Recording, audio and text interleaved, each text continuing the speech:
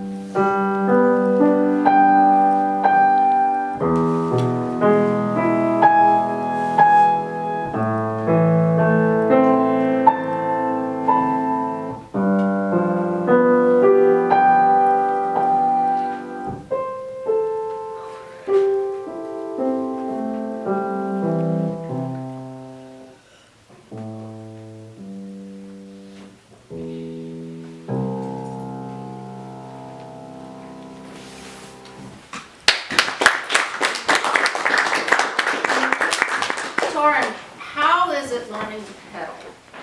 It's very hard. It's because to make sure it gets on the right beat, it's because you have to do it very quickly with the bumping. Mm-hmm. It's because you have to do it before you play the next note.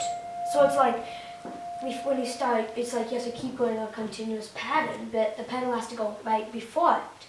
So you have to make sure you get that timing right. Yeah. So what I usually do is actually it's the note comes before the pedal. I think that's what you meant. So when you're changing pedals, so you get the and what I usually compare it to is a lot of the kids haven't heard of it, but you know if you have the reflex hammer when you have a doctor's exam, and so what I say, you know, pretend you're getting that hammer and then your foot comes up. So the note comes down and immediately your foot comes up to change pedal. Otherwise you get a gap in the sound between the two notes where you're changing pedal.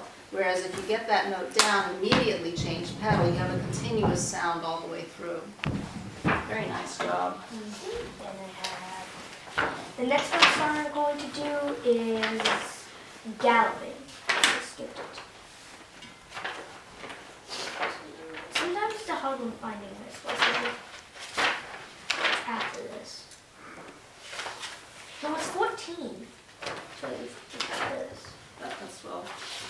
There.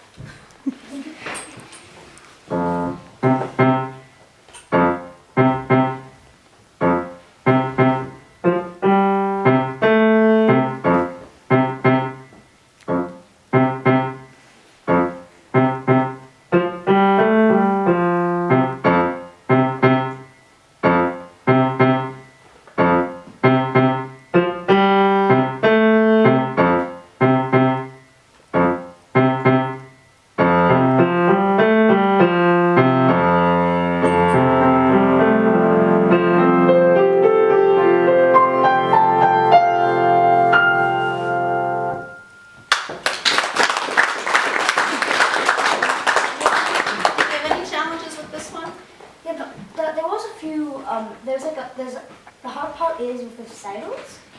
Does that have to come, like, the problem is, with my piano, the F that I use the most, my piano's not really like bass. It plays on like there's a pedal on it, so I have to make sure, the pedal isn't on, I have to make sure I know that it's not supposed to be like going wrong. And the other part is, I think, the hardest part is that a quarter note is supposed to equal 208, and sometimes they get a little too fast, sometimes. So keeping the tempo down. Yeah. But yeah, you kind of want to go faster sometimes than the tempo marking. Mm-hmm. And so you really had to hold back on it. Yeah, so actually one thing that Torin mentioned about his piano, the F on his piano sustaining the sound when it shouldn't. This is one of the things that's really great practice for kids is playing on different pianos, because every single one is different, and you do have to adjust very quickly if you haven't had a chance to practice on a particular piano. So whenever you do play on another piano, it's nice if you can at least play a scale or two, just to kind of get a feel for the action on the instrument, or whether there are any notes that are kind of funky like that. Good job. Then the last song we're going to do is for this Evening Shadows.